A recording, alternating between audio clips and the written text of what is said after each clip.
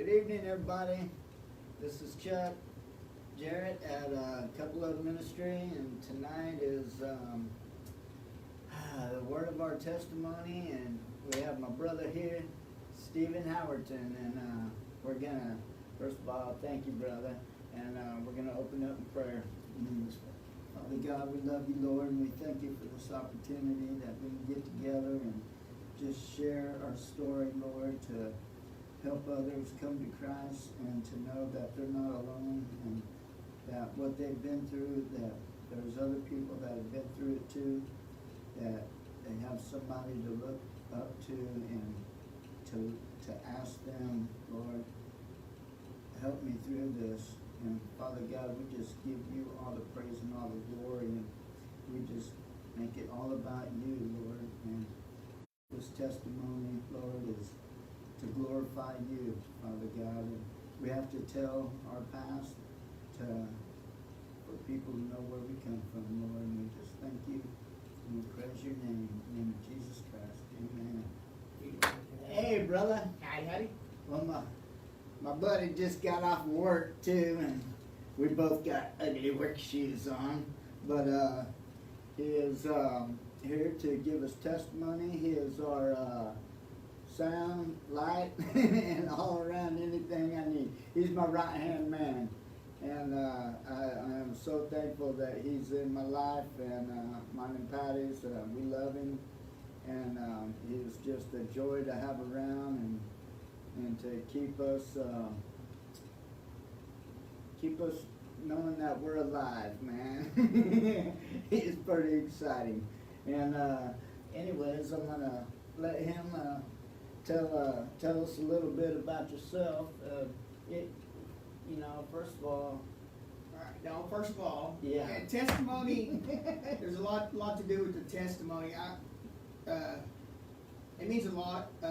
And I'll tell you a little something about Chuck's testimony that he don't tell nobody. And it touches my heart. That's what that testimony touches my heart to strive to be like, and it is that he don't sell nothing. He won't sell nothing. Mm. And if that's still true. Oh yeah, I give it away. That's an awesome thing to not worry about that kind of thing. So I just wanted to give you a round of applause for that, Chuck, and I love you for that. Love you, man. So where are you going to start at? First of all, tell what do you do for a living? I'm a heavy equipment operator, and now it's a little mini excavator. Moving dirt around. Yeah, I dig around utilities. I dig around live utilities. We do electric for our electric power company around this area. So it's pretty fun. It's pretty it's pretty living on the edge. Exciting. We don't break something. I'm sure you're moving a lot of rock around being Arkansas, man. We did rocks around here. But tell me a little bit about your upbringing and your family life and where at. All right, so most of my family is right in this area. So my grandma. So when I was younger, I'll just give you some of the memorable things. That's right. So I think I was about 8 years old. My brother, I had an older brother. He's 12. My grandma lived in Lampe. She had a bar. No offense to my child raising. I'd go up there on the weekends. They'd be my babysitter. I danced with a bunch of drunks up there. They'd give me dollar bills or whatever just to get away from them or whatever. And I'd wash your little mugs, glass mugs and everything. I still remember Pamela Anderson in the bathroom in her bathing suit. And it was just a good time. It was good, even though it was in that kind of environment. I didn't get to see a dead person, but somebody got stabbed outside the bar. Numerous fights. I've seen my step-grandpa jump flat-footed over a bar and kick a dude and desperately knock him out. And he was drunk, but still he done it. So that's my mom. She was married to my grandpa, my mom's real dad. They were separated at a time that I can remember. We went to go visit him. He was up in Missouri. He had property in Mark Twain National Forest, and me and my brother, we drove. He got a brand new four-wheeler. I didn't know this. We spent all day on a Saturday driving. We come back and my grandpa, and we'd be just tearing up these two big fields with these tall plants in them. Yeah. And that, come find out there's a bunch of pot plants out there. And me and my brother, we used to put 100 miles on that 4-wheeler that day, and he's like, man, how? That same visit, he was a Golden Glove boxer, Navy. My grandma did love the Navy guys, so he taught us a few things that weekend. But we done that weekend. A couple months later, I guess him and my stepmom or step-grandma got in a fight, and he shot her in the head. She lived, but kind of find out, this is back in the mid-80s, kind of find out he had a meth lab under a trailer and all the pot, so he spent most of he died in a federal prison in Missouri. So I got his Foot Locker box. It come with his stuff. It's pretty good, pretty cool stuff. But that's the only thing I remember my mom's side of her parents, the memorable things. But yeah, and she did tell us. She said my brother was like, we want to go to my grandma's. We want to go to the bar. She's like, walk. Yeah. She didn't know me and my brother. My brother was older, and we knew straight as a crow flies the quickest way. So we ain't gonna walk the roads. We're gonna go through the fields, through the woods, or whatever to get to where we're going. She had a party out looking for us. We made it to Blue Eye. We popped out on the highway. Somebody gave us a ride like 2 more miles. But she beat her ass that day. I apologize. She beat her butt that day. So I love my grandma. My grandma that lived there, she was awesome. She taught me how to sew. She taught me how to garden. I mean, she showed me love. She showed me a lot of things. That's awesome. I still got a lot of respect for her, but she did get taken away at a young age. And that was pretty much all that. And after my grandma died, my uncle, he didn't really have nothing to do with it, so that's the only side of the family that we got left over there. So then my dad's family was my grandma. She died at a young age too. I remember the only really memorable thing she done was me being a fat kid that I was, and not getting the way he wanted. He would always hold his breath till he pass out and try to get something like that. So Did that work? It done 2 times, but after that, people learned off. They beat me. So my grandma, I done that, and my mom, I didn't know she told her. So when I come through, she made me go out there and get a switch. Yeah, a willow tree, and that was a good one. But she ended up dying at a young age, so I didn't get to spend a lot of time with her. She was, one thing I knew about that, she liked pills. I guess she was she liked values or whatever, prescribed to her. My grandpa, he was 75% Indian, so, and I guess my ancestors never did sign the peace treaty, so we ain't entitled to nothing. So there's Blackfoot. Around here, nobody signed nothing. Rebels. Yeah, they still wanted to. So that's pretty cool. Just even know that little fact about our family. That is cool. So we ended up moving out. He ended up getting sick. So he got married and he had some property, and the step grandma at the time for him, she weaseled her way in there, got herself put on the deed and all that, and trying to get her to sell it and all this. And this is homestead land. So my dad and my uncle, they went to court and all that, and they ended up getting divorced. She didn't want that. So we took care of Grandpa the last dying age. He had Alzheimer's. So and it was right down the road here. Me and my cousin. My cousin he was 2 years older than me, and my brother. All right, so let's just go ahead and start with my brother. So my brother was 4 years older than me. I see my dad beat his ass. My dad beat my butt. Sorry again. Beat. Yeah. My mom had to get in there and take some licks just to give us a break because it was that bad. So that was our raising. So my brother, at the time I didn't know he was my half brother. So my brother liked to walk. He said we walked to my grandma's, and it was like 10 miles away. I guess he liked to steal. He liked to steal stuff. he stole a dirt bike from one of the neighbors in a neighboring town, and ended up wrecking it and got road rash, and it, man, went on for like a couple weeks, and he about lost his leg because he wouldn't tell nobody, but he ended up telling somebody, and my dad went out in the field and found the dirt bike and all that, returned it and all that, but they ended up sending him to Alexander, or like some juvie place for boys, so they got him out there. At the time, my dad, so growing up for my brother, he couldn't do good enough really.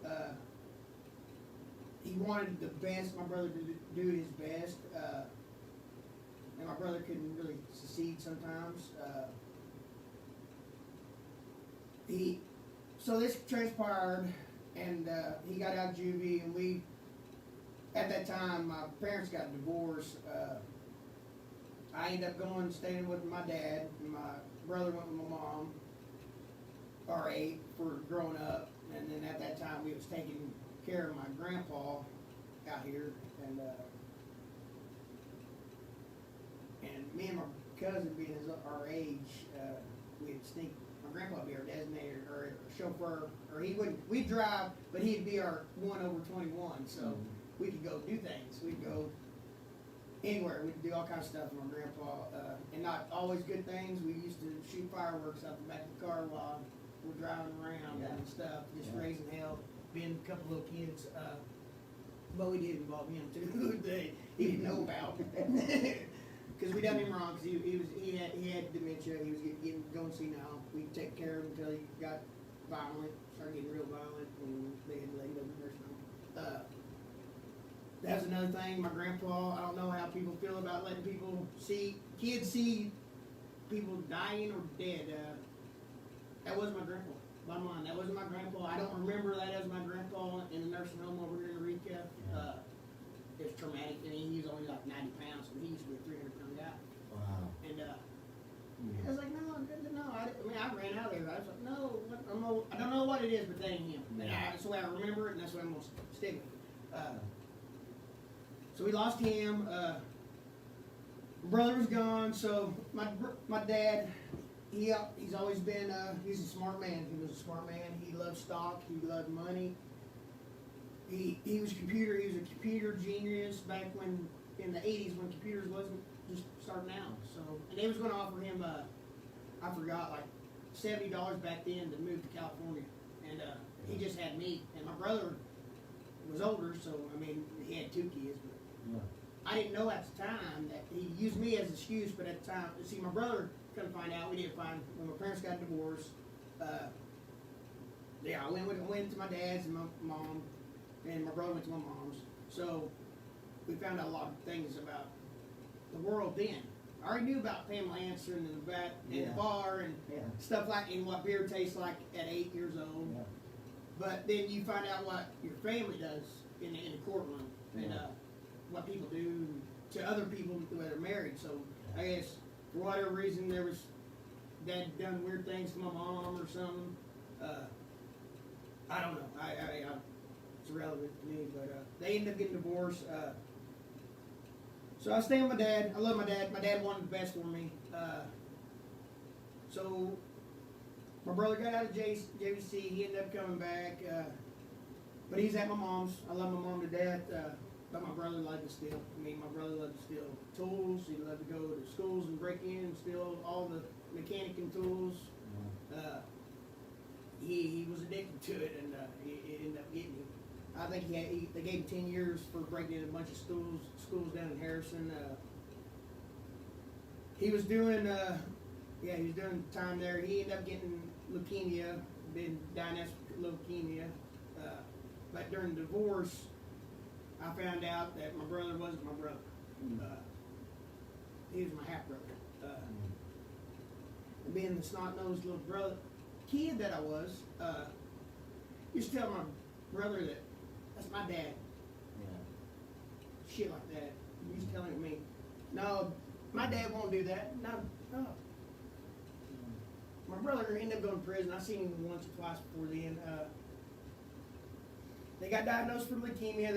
So they tried to do bone marrow, and they knew since I was half brother and he didn't have no other siblings, it wasn't looking good for him. My dad, showing the love, tried to get governor pardons after governor pardons. He would have done anything for my brother. I didn't know that till later than when my dad died, that I found out he'd done all this extra trying to help my brother, try to make it up or whatever. So we ended up losing my brother. He died. Like he only had a little bit longer. He died in Arkansas prison. So I've always it's difficult now in Pine Bluff. How old were you? I was 16 about then. He was 20 or 21. Yeah, he just turned 21 after that. So, and he'd been gone. But I love my brother. He died. The only way I could make it up, it tore me up. I cried by his grave so many times about the stuff you could say. Can't get some tissue. Yeah, I got him right here, man. Thank you. I cried many times about it. Might have been drunken, crying, or whatever, but I still weep for the shit I done to that boy. No. I had the only thing I learned something from AA. They taught me that write a note, write a sincere letter, and if you can't give it to them, bury it with them or whatever. If you can't, I try, and that's something I can say to a meet guy again. And I'll stick with my brother's testimony because he died in Pine Bluff. I ended up getting sentenced to RPF. It's a halfway house or a low minimum security prison for possession. I didn't have a tooth in my head. I was 20 years old, and I got so they sent us to the big houses to the hospital, and it was in Pine Bluff. And boy, I hated that place. I hated it with passion because when my brother died, a guard called my mom the day after and said, "Hey, you need to have somebody look into his death." Yeah. So we did. We tried. And you know how the part of that goes. That's only going to go so far. Yeah. Unless you're in that place. You're. No. It's got a fence for a reason. Right. Yeah. Right. So they're only a little bit nothing really got done about it. Because the only thing it said that was that he was in a room by himself and he unconscious. Bringing that up, and he was a strong ass man too. And he was in a diaper on a ventilator machine. Now ain't my brother either. So I had to go to the waiting room. But I was 16 then. But still, I didn't want to see that. That wasn't my brother. They let him go. And that's what I thought was so crazy was he was in prison, but nobody was home. He was at a hospital, didn't have him handcuffed, but had him in a diaper on a ventilator machine where we could go get down there long enough to see him. Man, that's just crazy. I hate it. So I know this about Pine Bluff. I had to go get my teeth done. They pulled them all out or whatever. So I do ride with the motorcycle group, a CMA group, and they do outreach to prisons and things. And this is how my God works. He knew that. So I gave my testimony 4 times. Once outside another place, and 2 times in prison. And I want you to tell them what's going on in my life right then and there. Man, then they knew that. I told them about it, Pine Bluff, and I was doing a testimony there.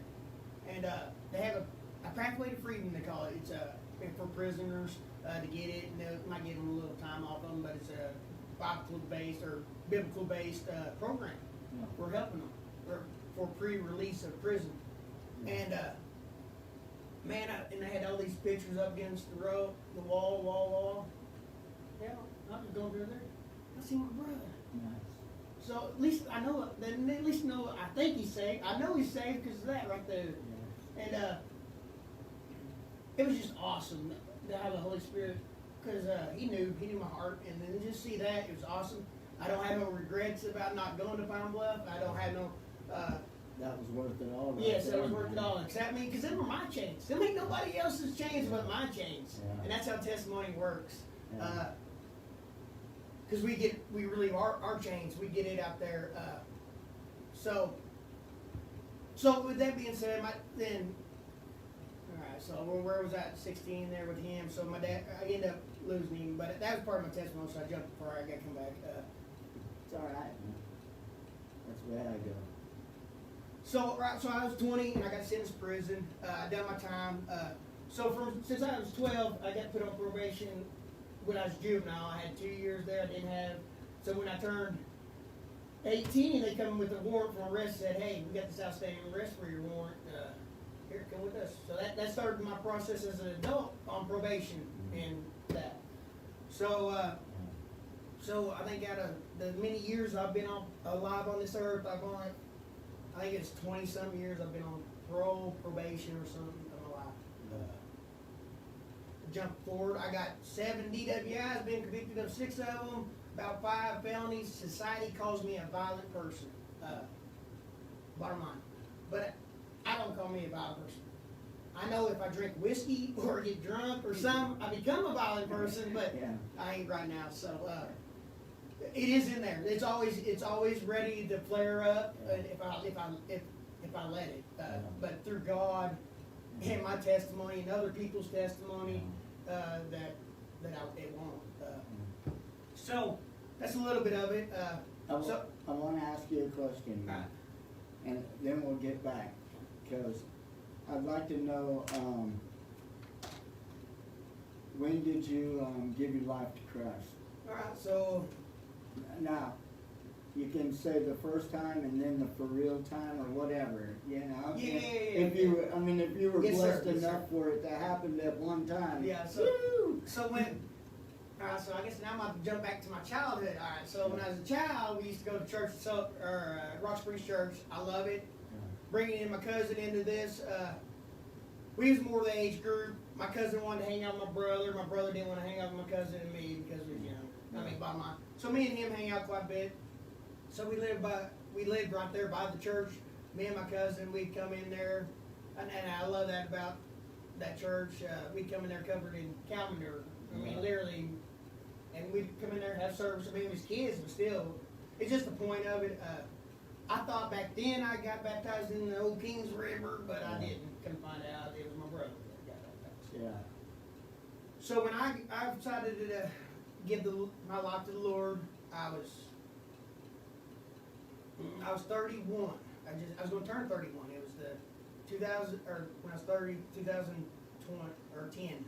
I was sitting in Carroll County Detention Center doing a 6-month stint for hitting my ex-wife and her daughter in the back end. I was there, so we'll just jump up forward or jump back again. So I went from 20 to 22. I got paroled out. When I got out of prison, out of the RPF, I come back here. My cousin, I got out on a Friday. I went back with my mom that time. Then I didn't come back to my dad's out here till Monday. I seen my cousin, so I went and stopped to visit my cousin. I didn't know at the time he was under investigation for a murder charge. They arrested him that Monday. That same day I seen him, they arrested him when he went to court for capital murder, and he's doing 2 lives or a life without parole. They snatched him away then. So I never get to hug him again except for then. It's always jacked with me because a lot of his trouble probably came from me or my family, my mom, or vice versa, or somebody that gave that guy drugs or whatever. He's like me. We don't need to do methamphetamine. We can do some stupid stuff and not even think twice about it until it's too late. Until you got to be chastised or until the law gets involved or whatever. So they end up. So that was on a Monday. Took him, bam, right. So keep him there. And that's another one of my testimony. So where was we at again, boss? Give your life to Christ. The jail. Oh yeah. So it was the Christmas before. I've been drinking. I got married the July of the year before. We had been together like 4 years. Good lady.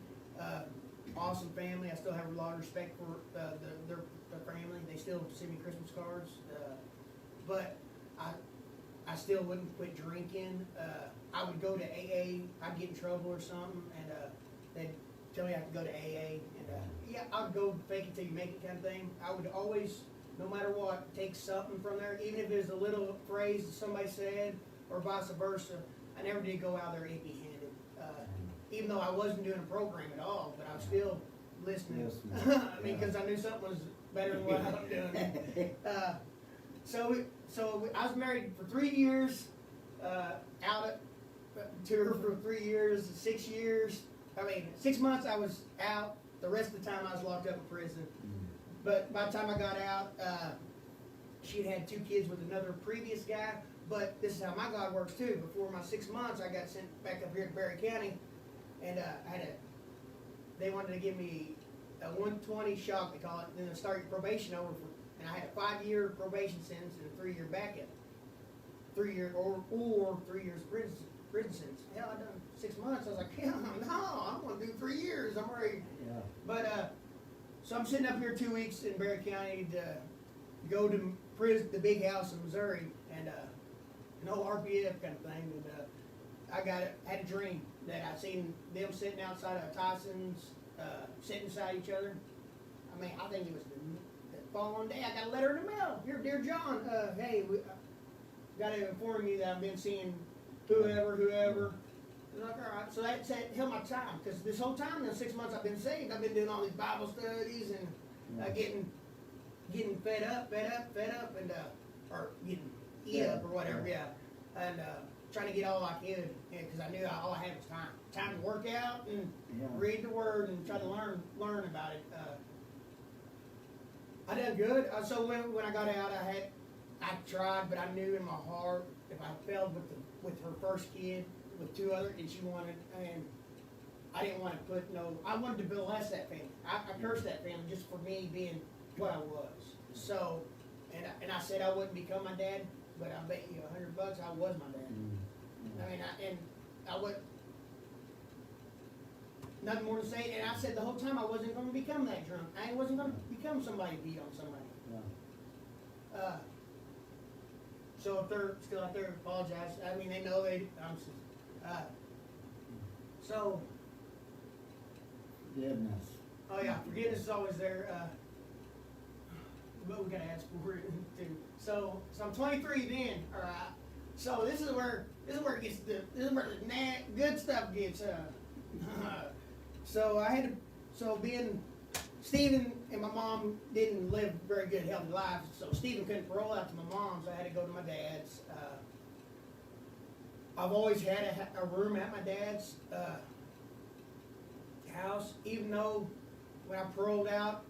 So my dad told me a little secret. He goes, oh, all right, we got a bathroom. You got to walk right by their bed to get to that bathroom.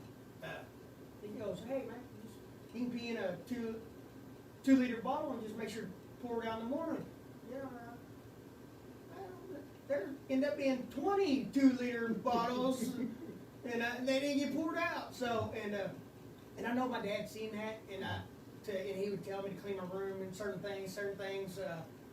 I used to. So when I first got out, I didn't masturbate once in prison, but as soon as I got out, I got that freedom or whatever, and got that porno or that computer. Man, I was a little worried there. I thought I would never stop doing that, because it's always been a problem over the years and years. Because my parents told me, man, stop playing with it, it'll grow. I didn't know that. It does. You stop playing with it, grows. So, and it's a little trick. You got to tell any little kids out there. But and that's another addiction. Yeah. Oh yeah. That's totally different. That's a totally different world. See. All right. So that's the pit of. So I've done my testimony twice. The last time I done out in civilized, I told them about that, and it's like, ooh, there's a girlfriend. She got up and walked out, went to the bathroom. She come back, but that's over. My testimony's over with then, because it hurt my feelings, and she went back to the back room and just sit there. And she was like, what? I asked her, why'd you do it? That's a lie. I was like, I didn't even get to the good stuff. That ain't where God worked. That's just where I was in my mess. That ain't the big picture. Yeah. So it really affected me. I still love her. I mean, I still loved her. But just that fact, so I asked you to make sure nobody could interrupt, because I didn't want that. I mean, I want to, because just the outside of spears of the darts of God, or the little Satan. Yeah. But, so I told him testimony, all right. So I'm 23. I used to do all that. I used to masturbate profusely, all nonstop. So this went on for about 5 years, and I ended up seeing that girl. I love that you're honest, man. Oh, see, that's the part of my best thing. testimony. That's the So best thing about it. even back then, when I tried to get sober and start, I quit lying. I don't want to lie, because that will lead to the. Oh, yeah. That would, because that's how I got you to believe me. You Look me in the eyes and can't tell keep you, up with them all. Yeah, man. you can't keep on. That's what a good. Yeah. I mean, I'd rather hurt somebody's feelings than start lying to them, because Yeah. that's just from my testimony part of it. Yeah. And don't get me wrong, I mean, I want to tell little lies, but I try not to. I try not to hard. That's right. That's right. So I was 23 or so. This went on for a couple years. Then met her, another lady, and we ended up getting married. That's when I got married too. So I moved out, but I've always had a room at my dad's. So my dad told me back then, he goes, "You need to quit what you're doing, or you're going to end up in prison." Yeah. No, I mean, I think he told me that on a Christmas or Thanksgiving, and I ended up with that before New Year's. I was going back to prison, and there ain't nothing I can do about it. But I wanted to change. That's when I sincerely asked God in my heart, and I kept Him there, because all them years of going in and out of jail and all that, and I mean, I'd get refreshed and all that, and as soon as I got out, I want a cigarette, and I'd leave him back in there. All that I said, and that was a lot of my dedication to the Lord to get me through the Missouri time or just anything. And I'm thankful for it, and I won't change that. I'm loyal to Him. Well, you, so tell me a little bit about CMA. Oh, it's their motto is just changing one heart at a time. And the way I so that's something about CMA. So my dad, no, we haven't got into this stuff. So I'm 27. I'll get there to CMA. All right. So I'm 27, and my dad told me or 30, and my dad told me I was going to have to go to prison. So I went to prison. Where did I have to parole out to? Was my dad's house again. See, that was on June 13th. 2012, and Oh, that's when I met you. maybe, yeah, when I Right got after right that. there, prison. I didn't know that. Yeah. So I got paroled out there on the 13th of June, and being 30 years old, so I got out, and I was doing we do sack lunches on Tuesday. We'd go take them around the motel. I had a church on Wednesday. I done a CR or AA. 2 other nights, and Sunday we had church at Sunday morning. So I was keeping my time busy. My dad at the time was the president of our local light brigade. It is a Christian motorcycle company or outfit. They do. They're like their saying is just changing the world one heart at a time. And, I mean that's a selfless group there. So he's the president of it. I had to throw out to him. So he's seen all this. It was about a month, and they had their first meeting. Dad asked me to stop by, and did, and a bunch of people I knew and all that. And my dad said he was proud of me, and that's the first time my dad ever said he was proud of me. And I'll tell you that. I mean, that's the truth. And, That's awesome. and nobody could ever say that. That's a big day. Oh man. yeah, that was a big day. Because after all this stuff, I see my brother go through not being good enough and all that. It's a good thing. Nobody can take that away. I'll still serve the Lord just because of that little moment right there. Yeah. But so that was about a month after me getting paroled out. August 29th or 24th, we buried my great uncle, my dad's uncle, that Friday. That's the jump back. So the week of that week, so I mentioned my dad. So since I'm 30 years old, and he said he was going to build a 2-car garage. And I said, hey Dad, man, just put a room upstairs or something, and where I can go up there. And he's like, yeah, that's a pretty good idea. 'Cause, I mean, cause he always said I always got the place. I mean, he was going to give me an acre and put a trailer in due time and all that. But I'm fresh out of parole. I mean, I didn't blame that. He's like, oh yeah. And he's just talking to one of his friends about it because who was going to help him build it. And my stepmom heard it. So for that week, I'd come home from work. I mean, I went straight to work and doing all this. I come home and oh yeah. So when I got paroled out, too, my dad asked me to pay a third of the bills, no matter what. I said, yeah, is that it? You sure you don't want me to pay half or something? He's like, no, there's 3 of us in the house. You pay a third. Yes, sir. And groceries and everything. So so the week of that, I'd come home, whatever, food to be put up. I could sense something was wrong with my stepmom, towards me. I mean, most definitely. Like I'd come home and she'd go in another room and put a blind up. It hurt me. It hurts. But see, that went on for 3 days. Or that was the Wednesday. So my dad fasted for 3 days. On Wednesday, I come home and he's like, man, I just don't know. I just don't know and all this. And he asked me, I was smoking a cigarette. He goes, hey, give me a cigarette. I said, but see, this is the part I have his testimony. I know that he was doing a relief center or relief outfit or going down disaster relief down in the coast when they have hurricanes and stuff. Yeah. The church was, and he was going out on the balcony and smoking. And he wasn't smoking around his brothers, his Christian brothers, because he didn't want them to see. And man, the Holy Spirit worked on him that day. He threw him off that balcony or whatever and gave him up. It had been a couple of years he quit smoking. He asked me that because I heard his testimony going into the detention center and stuff. He asked me for a cigarette. I said, no, buddy, you got more money in the checking account than I do. You can go buy your own. Yeah. And he's like, come on, let's square this away. We went in there and talked. Come find out, yeah, she heard it, and it was just over that, and she thought I was getting a house built for me or something. Oh, yeah. And we made it whatever right. We buried my uncle his uncle on a Friday. He left on a Saturday to go on his birthday vacation or whatever. I told him, hey, party like you're 40. And he was 60 something. So. He made it to Fort Wayne, or no, he made it up to up north somewhere, and then they went out to the coast, and it's coming back to Fort Wayne, Indiana, or Indianapolis, Indiana, to NHRA, because that's what we love. We like big drag races and all that, because where sort of all the horsepower is at. They was gonna stop there that night, but I guess it was the wrong exit or whatever.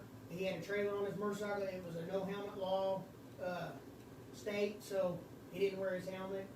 The bike ran over him, and the trailer. That was on like a Sunday or Monday. He was all jacked up, and my stepmom was injured. She had a helmet on.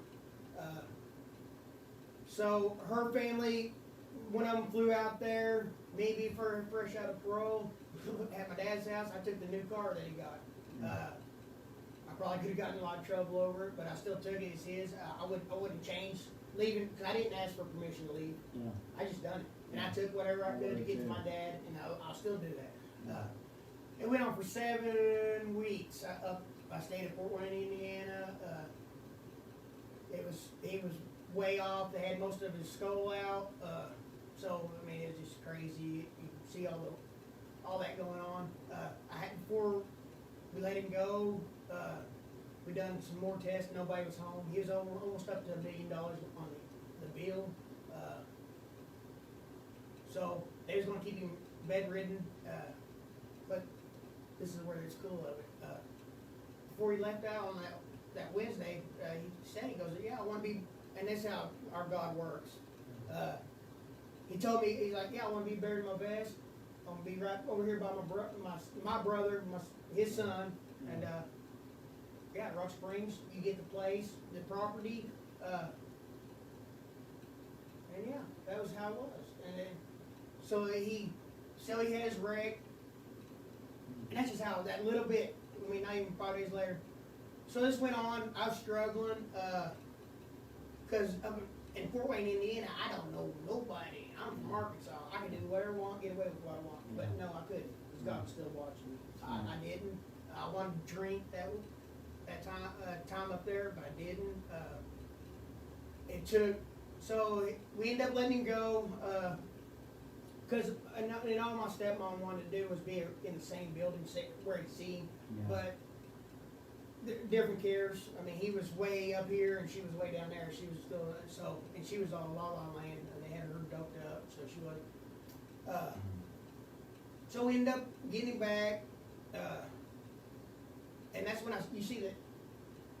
Ugly people.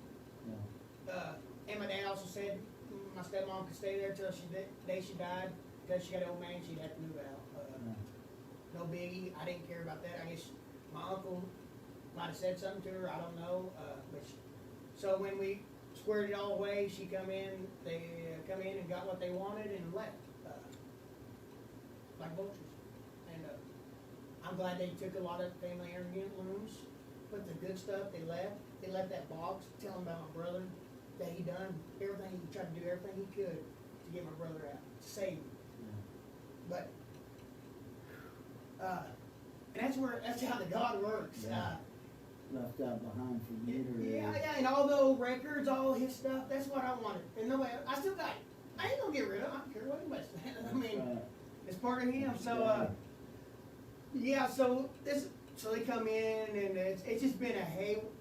So I made it probably 6 months. So I inherited. So my dad did leave me some stock. I didn't know this about stock. I never did know nothing about it. But the longer you wait, the better it is. So I got a big lump sum of stock. I sold half of it. I got the house. I didn't never get it in my. The property still is not in my name. It's going on 10 years now in October. I got the rights to live there as long as I want or whatever, but it ain't fine with me. No offense, I'll move somewhere else. If that ain't my dad's, because I'm gonna let my dad rest now. So I'm gonna keep on serving the Lord, but I got somebody to look up to. No matter what, I'm done with them chains of weighing me down. But so I sold half of them right off the bat and put $25,000 in the house, started remodeling it. Then I sold the other half for another a little bit more money. Come to find out, if I waited a year and a half, I'd have been $250,000 richer. So, yeah. So I didn't know that about stock, but I do now, and I still got some. So it's all. It is what it is. That's something I learned. But so I made it 6 months. I didn't. Without drinking, I ended up backsliding. Got a brand new truck to me, $10,000 paid cash for it. But a month, drinking, hit a tree, smeared that one. It's gone. So, all right. So I'm still on parole and all this, and still I got a lot of money. I'm living in a motel because my house is getting remodeled. It was on a Friday. I was doing metal buildings right here in Riga Springs, right over here across the road at Exxon. My parole walk is on a Friday, rainy. I'm on my dad's Harley because I wrecked my brand new truck.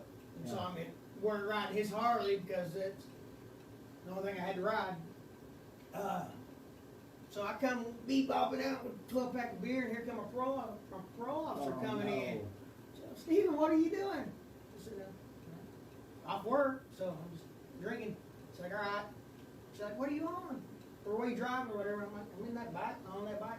It is raining and all that. So you go pour that beer out right over there, and I'll be back with you. So I had to go there to the bench and pour it out. She went and done her thing in there. Come back out. She goes, you're lucky I have court, or otherwise we'll talk more. She goes, come in first thing in Monday morning. You got somebody to come pick you up? I said, yeah, I know somebody. JR. Yeah. Called him. Yeah, him. He said, all right, talk to him. Be right there. Wherever. At Exxon. So She made me pour my beer out. I got help coming on the way, and she left. Since she left, I went in and got another 12-pack, got on that Harley, went to the motel room. I told him that he knew where to find me. So I had a problem. I went to a program. It's a halfway, not a halfway house, but it's a place where you work to stay there. Yeah. And it's in a sawmill, in a groundhog sawmill, and it's muddy. It ain't their elements are out there, just the same thing I'm doing. They wanted me to. It's a 6-month program. I told JR and them, no, I only need 3 months. Thank God somebody was praying, because it was laid on my heart to stay. If God wanted me in a 3-month program, He would have put me in 3 months. Yeah. He put me in a 6-month program, so I stayed in there. Yeah. So this whole time, so I did that. Got back out. I was clean 6 years off of alcohol, 16 off of methamphetamine, because I never did do no methamphetamine back when I went the first time to prison, because I seen it do what it did to my family. Yeah. So I made it 6 years off alcohol, a couple years off pot. Then about 2 years ago, I backslid again. And the only reason I can tell you I did it was because I had a reservation. A lot of time during my sobriety, I would tell people that I'd come out of retirement for some good moonshine or some good green. Yeah. I didn't know what I was doing. Yeah. I've done that for 6 years, telling people that.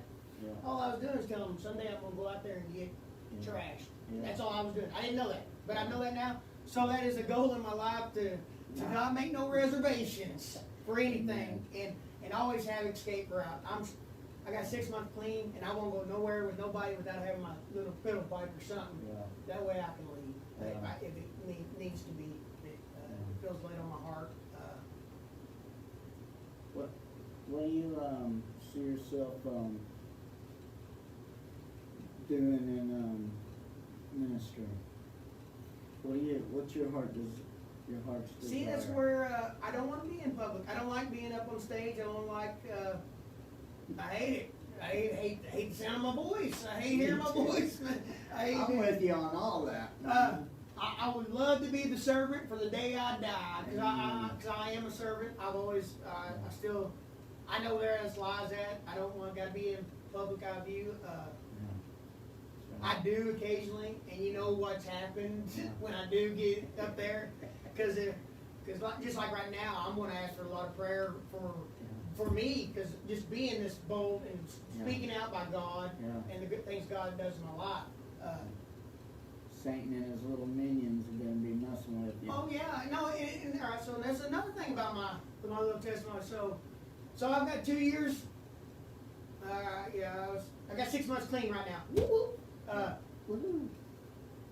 2 years into it, I'd done a 30-day deal, rehab, and that was another one. I had an 8-ball at the house, and it was telling all these people that I want to be clean and all this. Yeah. All I did was go right back out there and get high again after 30 days. I thank God that I've cleaned my house. I know I can stand being around somebody doing that. It's going to be constantly me choosing to change what I'm doing to go use. So where I was going now? All right, so I got 6 months clean. I don't know where I was going now.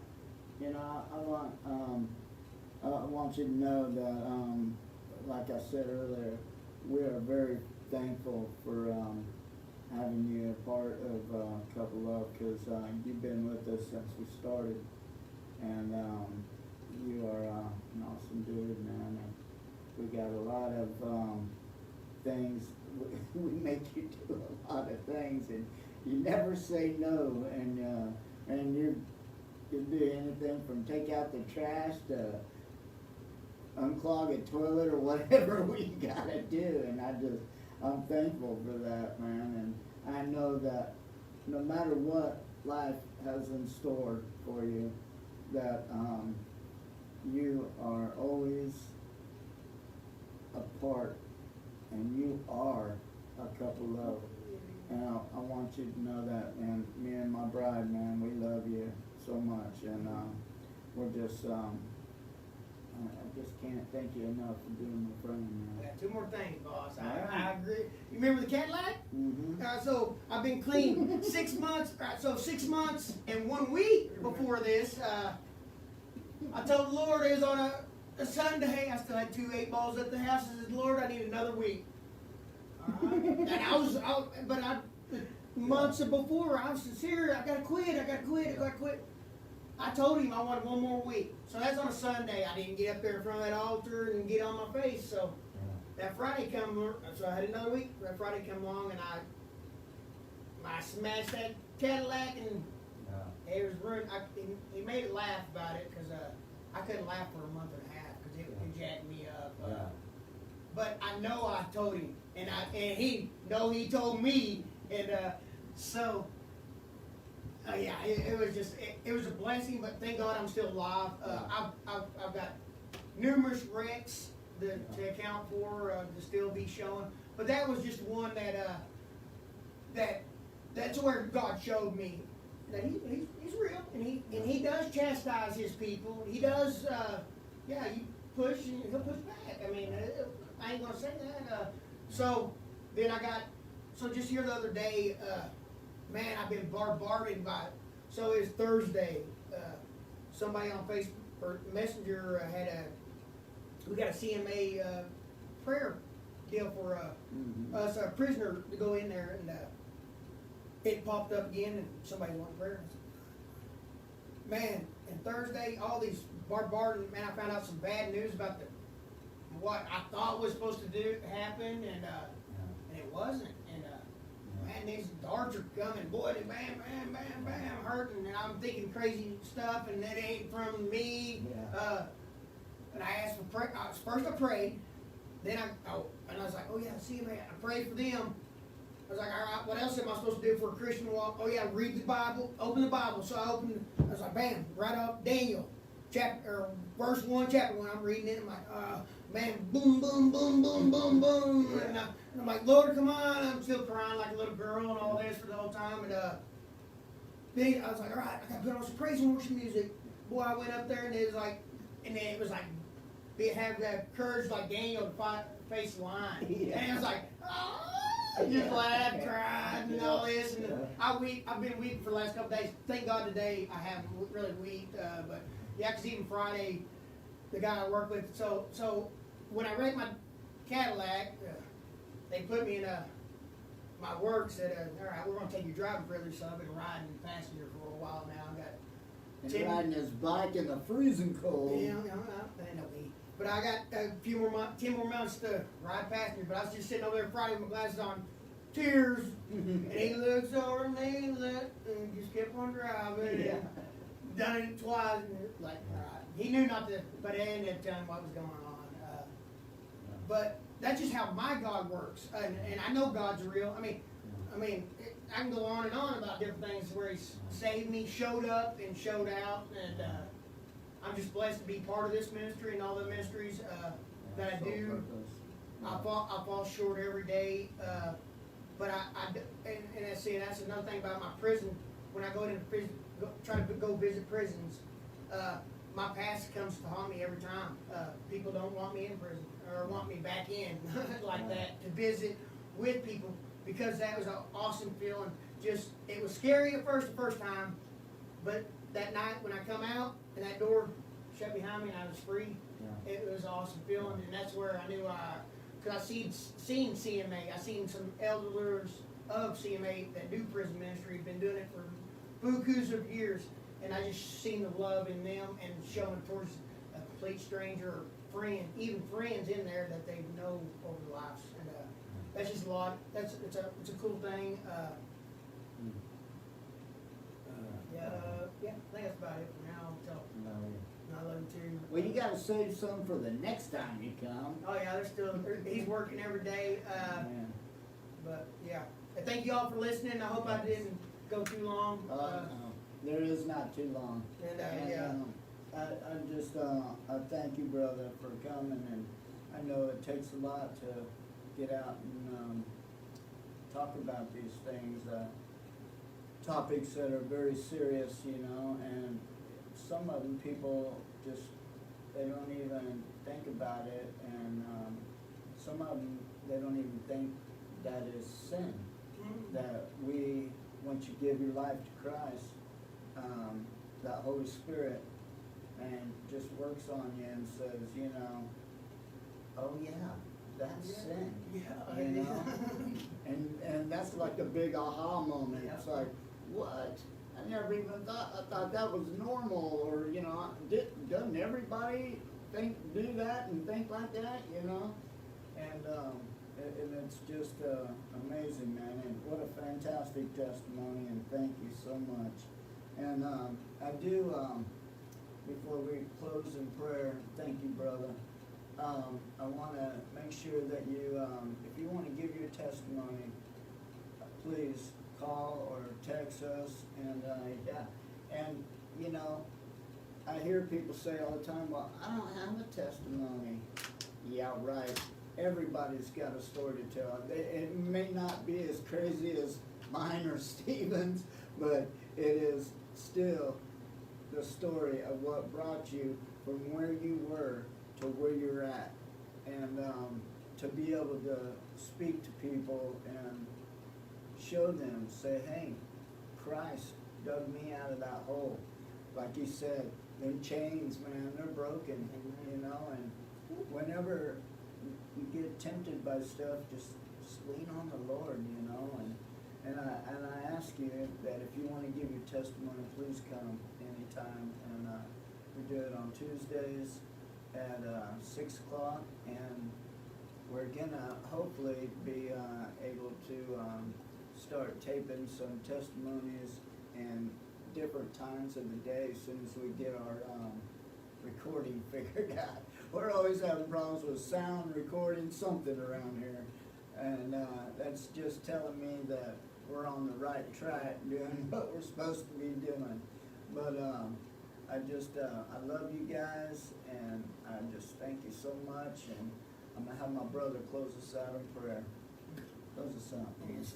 Dear Heavenly Father, just thank you again for this day, Father. Just ask you to bless the people out there, Father, that are hearing it, Father, make it known in their life, your will for them in their life, Father.